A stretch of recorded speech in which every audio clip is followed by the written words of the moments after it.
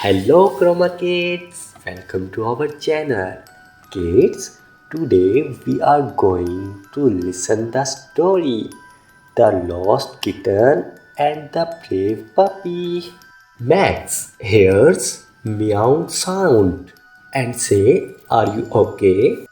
Mia, with teary eyes, says, I am lost. I cannot find my way home.